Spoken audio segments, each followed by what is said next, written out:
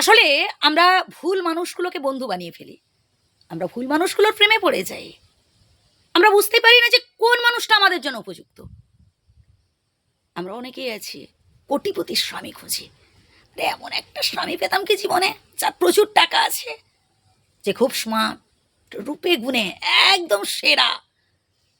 আরে ভাই, এমন কোটিপতি বর পেয়ে লাভ কি যদি 2 টাকা এক্সট্রা খরচা করার জন্য তার কাছে কৈফিয়ত দিতে হলো, যদি নিজের শখ চাহিদা পূরণের জন্য ভাই তার কাছে জবাবদিহি করতে হলো।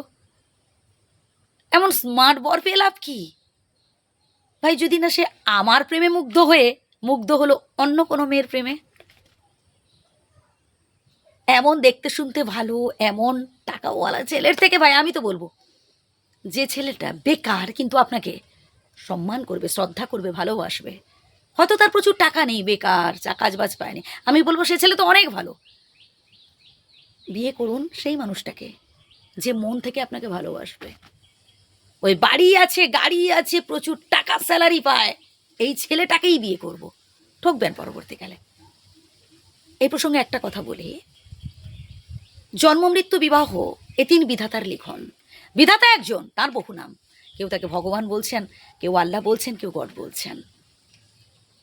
বিধাতা একজন, তার বহু নাম। কিন্তু যেই মানুষটাকে আপনি জীবন সাথী হিসেবে পেয়েছেন তার সাথে মানিয়ে চলার চেষ্টা করুন।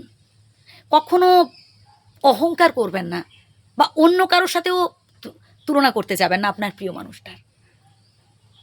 কার বরের রোজগার কত বেশি, বা কার বউ কত বেশি সুন্দরী, স্মার্ট, এইসব নিজের পরিবারের সাথে তুলনা করতে যাবেন না। স্বামী স্ত্রীর সম্পর্ক হচ্ছে যুগ যুগান্তরের সম্পর্ক।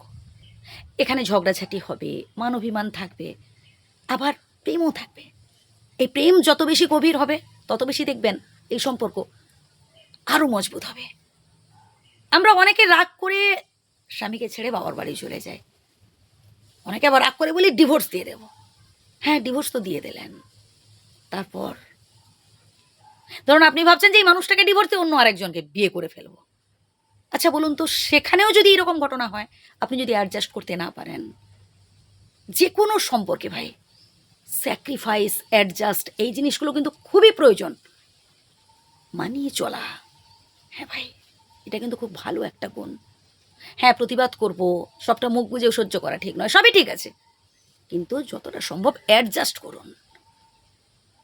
পরিবারের মধ্যেকার কথাগুলো বাড়ির বাইরের কারোর কাছে বলতে যাবেন না,